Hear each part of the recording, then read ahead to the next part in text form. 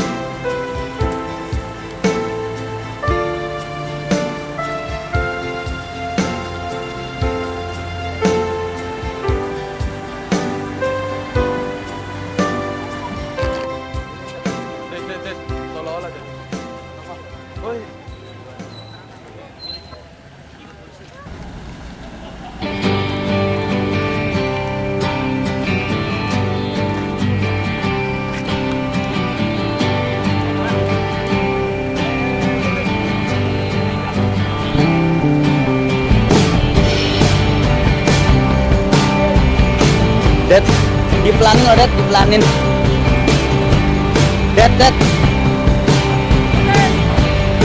Dad, jadi.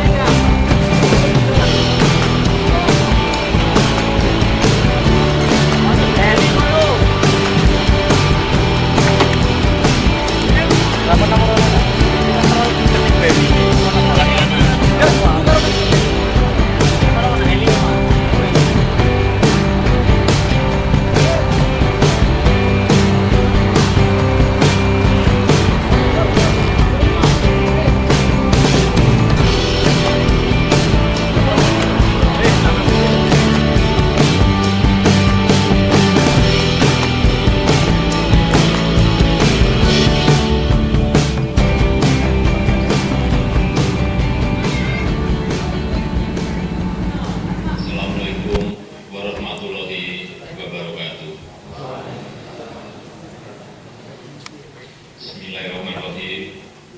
Alhamdulillahirabbil alamin.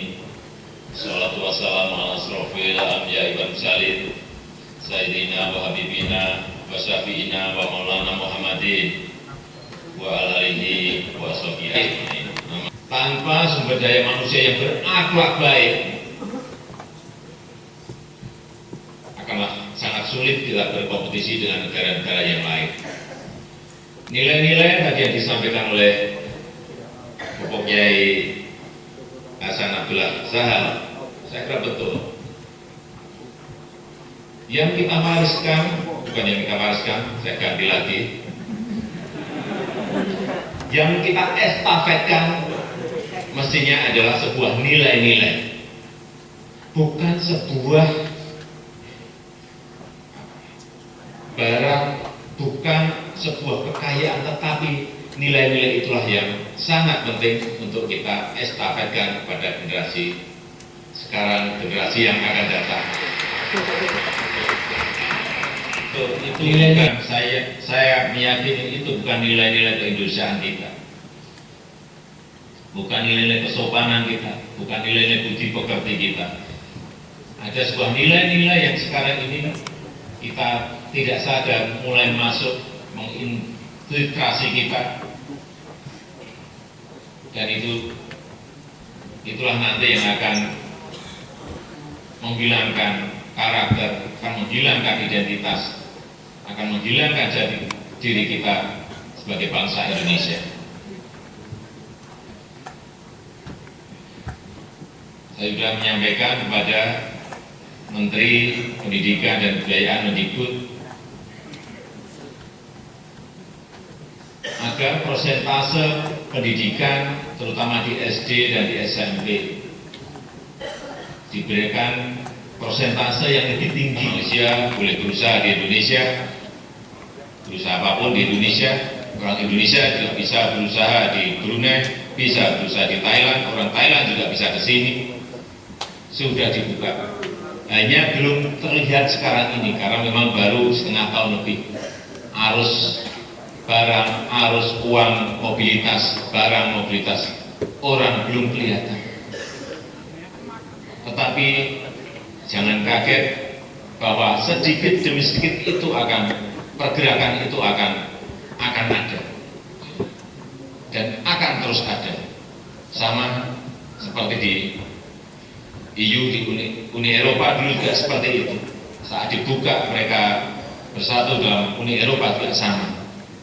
Pergerakan tidak ada, tetapi pada saatnya nanti kita baru sadar bahwa loh, kok banyak orang Thailand di Indonesia, loh, kok banyak orang Singapura sudah ada di Ponorogo. Mungkin kita akan terkaget-kaget karena hal seperti itu tidak akan kelihatan berbondong-bondong. Tetapi inilah sebuah kompetisi yang selalu saya sampaikan, apapun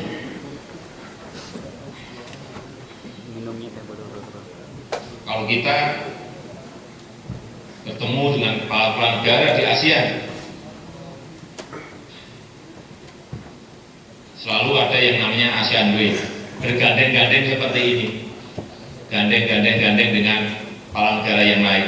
Tetapi di batin saya selalu sampaikan dan selalu terus saya sampaikan, apapun mereka adalah kompetitor kita, apapun mereka adalah pesaing-pesaing kita, jangan lengah terhadap itu.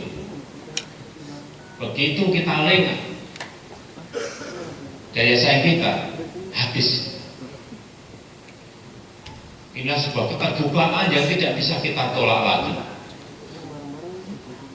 Sebuah keterbukaan yang tidak bisa kita tolak lagi, nggak bisa kita hambat-hambat.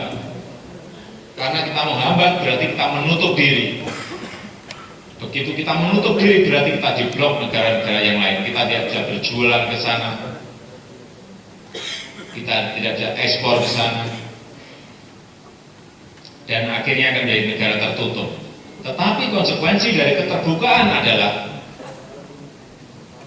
apakah kita siap bersaing dengan mereka, apakah siap kita berkompetisi dengan mereka, baik SDM maupun produk-produk.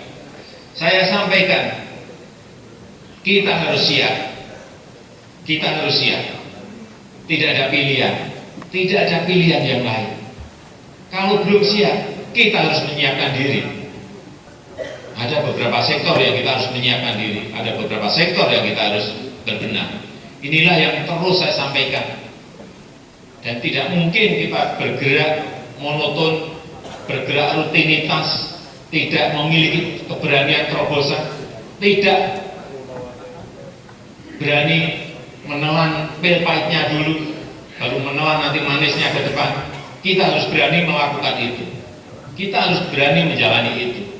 Karena tanpa itu, kalau kita biasa-biasa, rutinitas kita jalani, monoton yang kita jalani, saya sangat khawatir kompetisi